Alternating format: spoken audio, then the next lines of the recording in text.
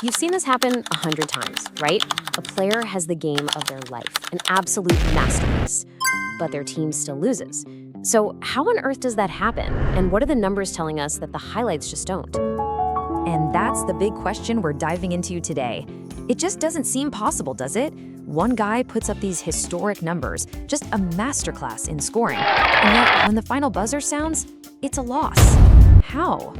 The hero of our story is, of course, Stephen Curry. Keep going, creating turnovers for the Warriors and going the other way, guys. Curry curls, pops, and scores. In this particular game against the Portland Trailblazers, he was unstoppable. Dropped 48 points, he hit an incredible 12 three-pointers.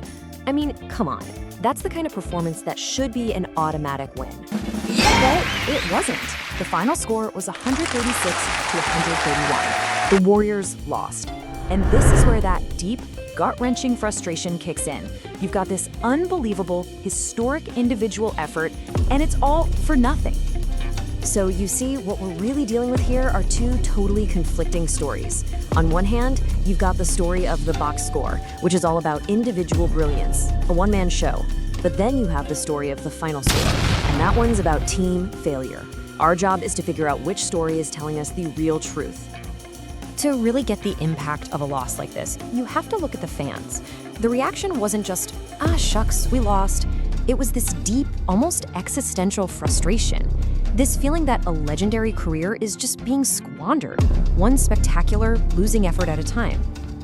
And that anger, it got specific really fast. Fans immediately started pointing fingers at sloppy play from other key guys. This comment right here zeroes in on 8 turnovers from Draymond Green. I mean, that is an incredibly high number, and it points to a serious lack of focus. And this one just captures the raw desperation of it all. It's not just anger, it's a plea. It's this feeling that one guy is carrying this impossible weight on his shoulders, and the rest of the team just isn't showing up. This is really the emotional heart of the whole thing. Okay, so this is our pivot point. We've got all the raw emotion, the finger pointing, the desperation. But is it just online noise, or are these fans actually onto something? To find out, we have to move past the emotion and dig into the data. And to do that, we're not just guessing. We're turning to this, a master's thesis on sports analytics. Think of it less like a stuffy academic paper and more like our detective's toolkit. It gives us the framework and the advanced stats we need to really investigate what went wrong in this game. Our first tool from the kit gets right at that fan complaint about sloppy play. It's called turnover ratio, or TOV%. Now, this isn't just about counting turnovers. It measures how often a player gives the ball away for every 100 times their team has it. It's a much better way to measure pure ball security. Next up is usage percentage, or USG%. This one is perfect for looking into that get him some help argument. It tells us exactly what percentage of the team's plays, so we're talking shots, free throws, even turnovers, a single player is responsible for. It basically quantifies how heavy the offensive load is for one guy. And finally, we have net rating. Honestly, this might be the most important one of all. It cuts through all the noise and asks one simple, brutal question. When you are on the court, is your team outscoring the other guys? It's the point difference for 100 possessions. It's a direct measure of your impact on winning, period.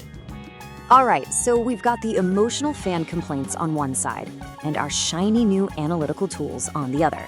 Let's put them to the test and see if the data actually backs up all that online frustration. And boom, right away, the data is pretty damning. Draymond Green had 8 turnovers. Meanwhile, Stephen Curry, who had the ball in his hands pretty much all night, only had 3. So yeah, this isn't just angry chatter. The numbers confirm that a key player was being incredibly careless with the ball. And this chart, wow. This just drives home that where is the help problem. It's not just about a high usage percentage for Curry. It's about the actual points on the board. Just look at that huge gap between Curry's 48 points and whoever was next. The data shows he wasn't just the main guy on offense. He was practically the only guy. So let's circle back to our 2 stories. But this time, let's look at them with our new data. The box score story is simple, right? A 48-point masterpiece. But the deeper story, the one the analytics tell us, is way more complicated. It's a story of crippling turnovers, a massively imbalanced offense, and, as we're about to see, a total failure to get a stop when it mattered most. And this brings us to a key finding from that academic source we're using. It makes a brilliant point. Defensive stats become way more important in high-pressure situations, like the fourth quarter or the playoffs. It's not just about who can score anymore, it's about who can get a stop. That insight tells us exactly where we need to look: the final quarter. This is where games are won and lost, and according to our source, this is where defense becomes everything. So let's see how that actually played out. The end of the game tells the story perfectly. It was a dogfight, back and forth. The Blazers tied up. Jeremy Grant for three. Curry answers. The Blazers Take it out to Bajemski. Curry for the lead. Got it! The Blazers score again. Curry answers again. Drop it inside. Flipped up and in. Another foul. All leads Bajemski. Moody basically looked like he jumped out of the bench. And But you Portland. see the pattern, right? For every heroic shot Curry made, the Warriors' defense just gave up another basket. They were trading punches, but in those final, crucial moments, they just couldn't get the one defensive stop they needed to win the game. Take it away. So credit the. And so that leaves us with this final thought. We use data to look past the incredible highlights and find the real reasons for the loss: turnovers, a lopsided offense, and a failing defense. The data told us the truth, but the real question is, what does it actually take for a team to see that truth and do something to change the story? This is a credit to Portland and what they did.